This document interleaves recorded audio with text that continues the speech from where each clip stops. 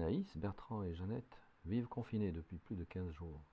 Ils sont en télétravail, font l'école à la maison et s'organisent petit à petit. Leurs parents vivent à 150 km, ils sont eux aussi confinés et ils se téléphonent donc très régulièrement. Bien sûr, ce serait ok si l'inquiétude, l'irritation ou la morosité ne venaient pas de temps en temps à l'esprit. Ils se sentent impactés par l'agitation extérieure, par ces messages en boucle sur cette réalité pénible. Parfois même, ils se sentent dépassés par ce trop-plein de confusion émotionnelle, et inquiétude transmise par les médias, et inquiétude pour leur santé, et inquiétude pour leurs proches, contrariété vis-à-vis des réactions diverses, vis-à-vis des restrictions de sortie, vis-à-vis du manque de contrôle, et une certaine morosité qui vient parfois de leur isolement forcé et du manque de contact. Anaïs se sent vraiment confuse. Les émotions sont là, elles se suivent, parfois se chevauchent. Elle va donc se poser et prendre le temps de faire le point.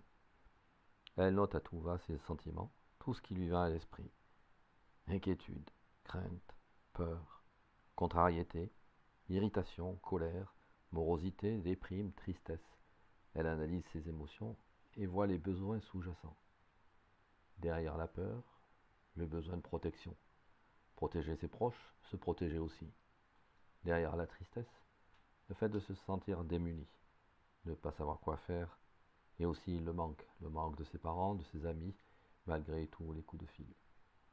Derrière la colère, c'est l'incompréhension, l'envahissement quotidien de cette situation, et aussi l'envie de reprendre le contrôle de sa vie. Elle analyse cette situation comme une grande contrainte à laquelle il est nécessaire de s'adapter. Rien d'autre.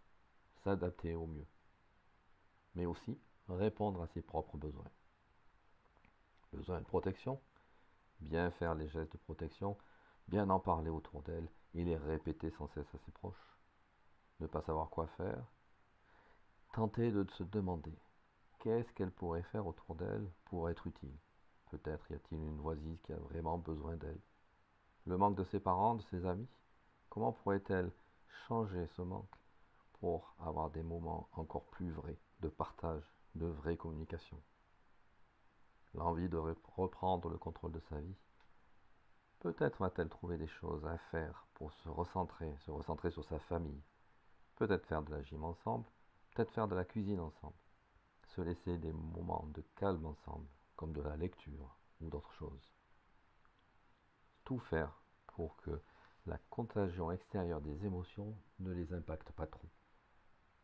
Avec Bertrand et Jeannette, ils s'accordent encore un peu plus de détente et de rire, de façon de trouver de la joie plutôt que de tomber dans des émotions négatives. Et ça, le plus souvent possible. Anaïs a trouvé sa propre solution. Elle a décidé de se poser la question, est-ce bien utile, chaque fois qu'une émotion négative pouvait venir, de l'inquiétude, de la tristesse, et chaque fois revenir à sa respiration, ou se défocaliser de ses pensées qui ne demandent qu'à tourner.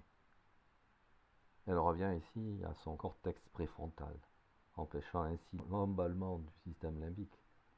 Elle se donne de nouveaux moyens d'agir pour reprendre le contrôle de son quotidien, ne plus se sentir envahie. Elle peut agir, être créative et aussi être plus optimiste. Elle crée ainsi un environnement plus propice aux moments de joie, plus propice au positif, qui, comme toutes les émotions, sont communicatives. Elle se crée ainsi un environnement qui est résilient pour elle et pour sa famille.